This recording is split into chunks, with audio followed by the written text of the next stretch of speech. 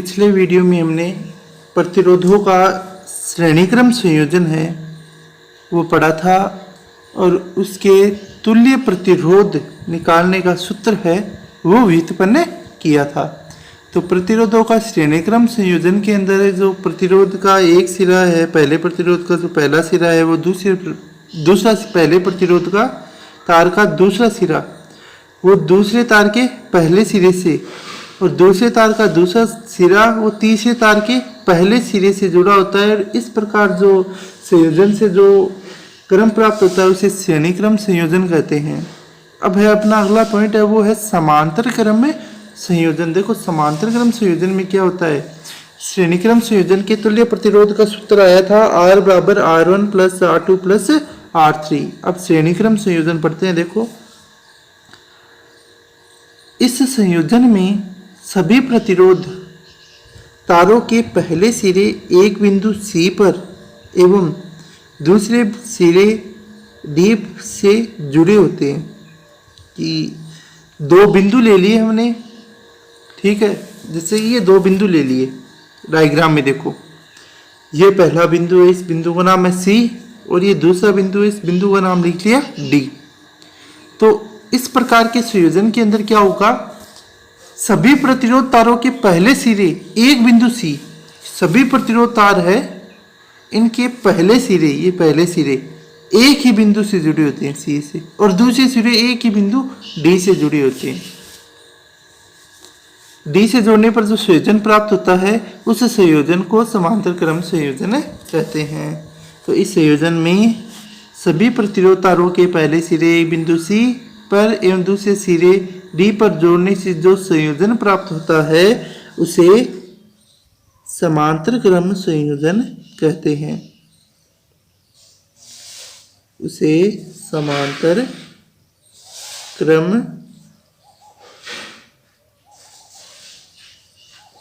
संयोजन कहते हैं।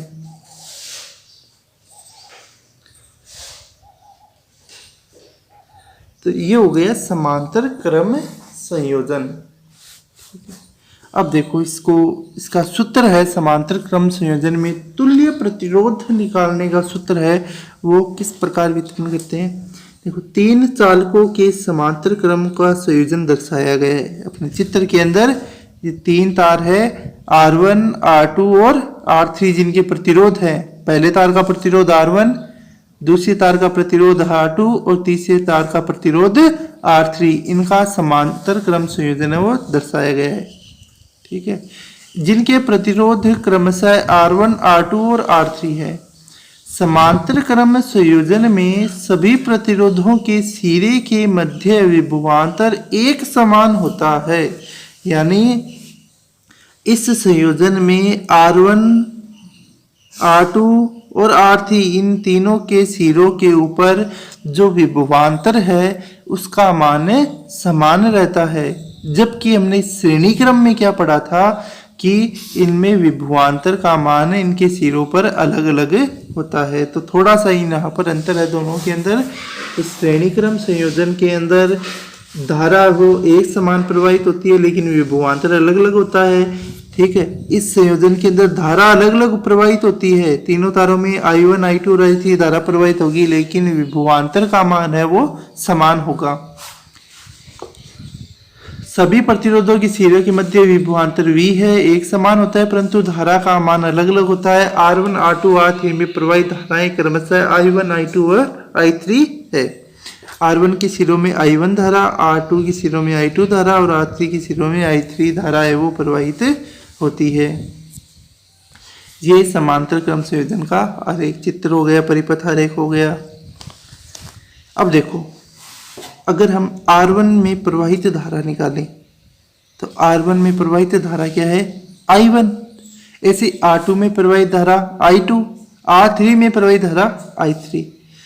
I1 धारा I बराबर V upon R1, V upon R1 कैसे आया, ओम का नियम, ओम के नियम से V is equal to I R, Ohm का नियम ही है। यहाँ से अगर हम I का मान निकालें तो I बराबर क्या आ जाएगा V बटा R।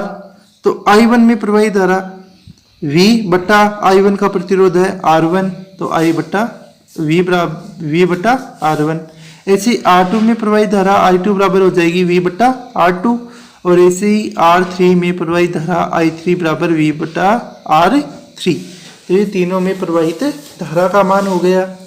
ठीक है, अब हम क्या निकालेंगे, देखो तुल्य धारा निकालेंगे तो I बराबर I1 plus I2 plus I3। ठीक है, या I1 की जगह क्या रख देंगे V बट्टा R1, I2 की जगह V बट्टा R2 और I3 की जगह V बट्टा R3। ठीक है, तीनों में V कॉमन है तो V कॉमन बाहर ले लिया, बचा क्या 1/R1 plus 1/R2 plus 1/R3। ठीक है, ये हो गई हमारी समीकरण नंबर 1।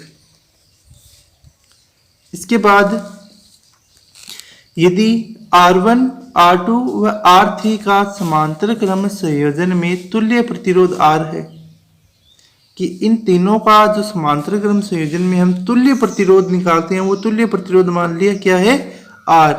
तो ओम के नियम से तुल्य प्रतिरोध में प्रवाहित धारा वो जाएगी I बराबर V बटा R। ये हो गई समीकरण नंबर 2, ये समीकरण 1।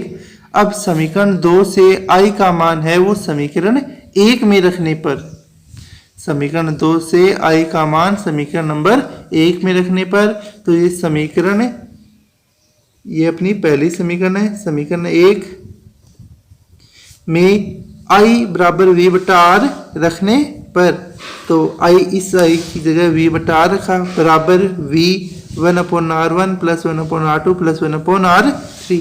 इस V से ये V कैंसिल हो गया, बचा क्या 1/R बराबर 1/R1 plus 1/R2 plus 1/R3।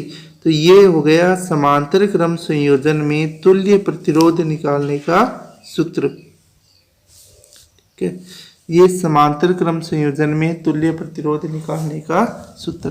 ठीक है, अपने जो श्रेणी क्रम संयोजन में तुल्य प्रतिरोध निकालने का सूत्र आया था R बराबर R1 plus R2 plus R3। ठीक है, अब अपना प्रश्न है एक, वो देखो समांतर क्रम संयोजन पर आधारित है।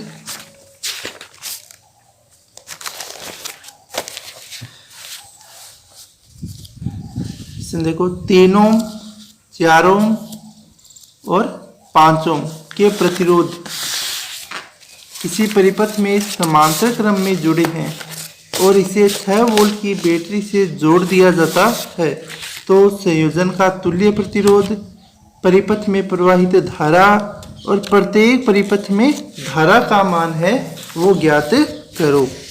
ठीक है, तो प्रश्न को वापस समझ लो, कौन से संयोजन का दिया हुआ है, समांतर क्रम संयोजन में दिया हुआ है।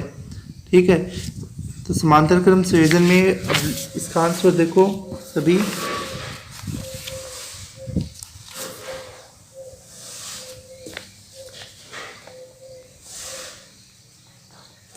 तीन प्रतिरोध है। ठीक है, 3 ओम, 4 ओम और 5 ओम का, तो R1 बराबर तो हो गया 3 ओम, R2 बराबर 4 ओम और R3 बराबर हो गया 5 ओम। ठीक है, 6 वोल्ट की बैटरी से, यानी विभवांतर का मान है वोल्ट, 6 वोल्ट। पहला क्या ज्ञात करना है, संयोजन का तुल्य प्रतिरोध। 1 नंबर, संयोजन का तुल्य प्रतिरोध।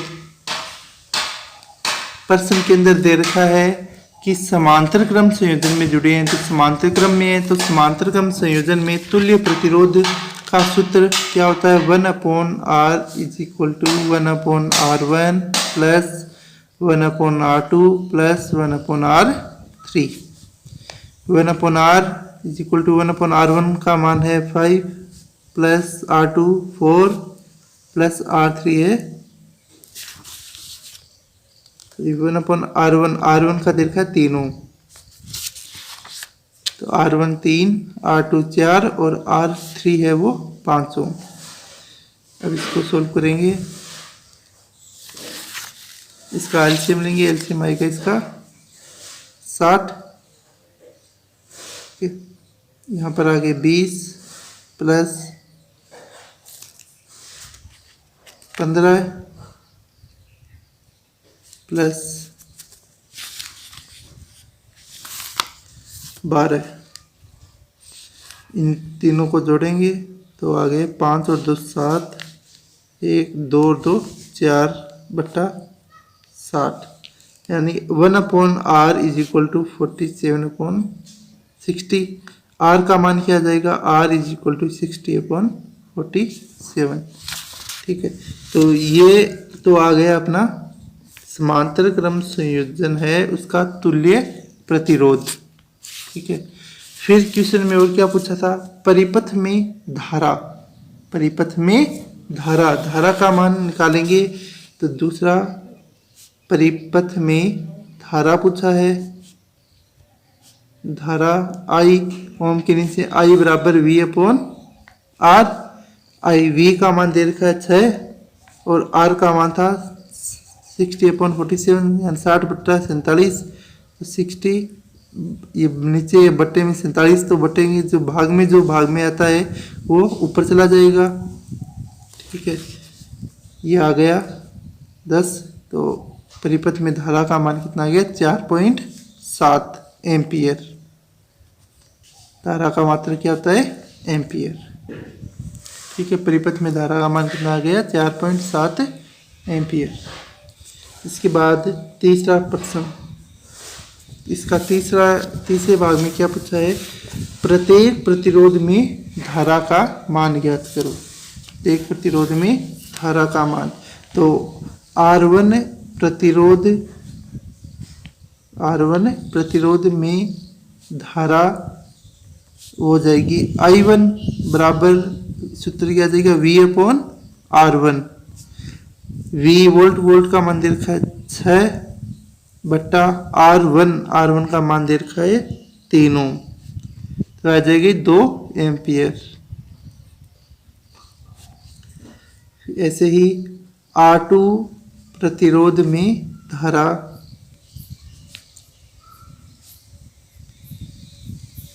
R2 प्रतिरोध में धारा हो गई I2 बराबर V/R2। V का मान 6, R2 का मान 4 यानी 3/2 एम्पियर। अब तीसरा निकालेंगे, R3 प्रतिरोध में धारा,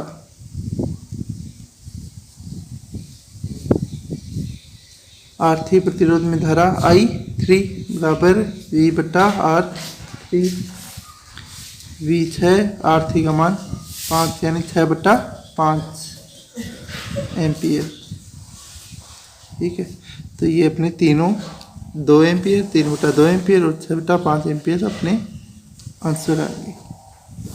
तो ये प्रश्न था 3 ओम, 4 ओम और 5 ओम के प्रतिरोध में परिपथ में समांतर क्रम में जुड़े हैं, 6 वोल्ट की बैटरी से जोड़ दिया जाता है।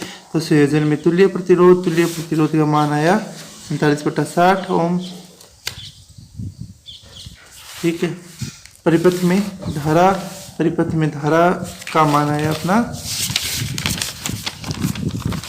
4.7 एम्पियर। तो प्रत्येक प्रतिरोध में धारा है वो I1 प्रतिरोध में 2 एम्पियर, R2 प्रतिरोध में धारा है I2, उसका मान 1.5 एम्पियर, और R3 प्रतिरोध में I3 है, उसका मान आ गया 6/5 एम्पियर।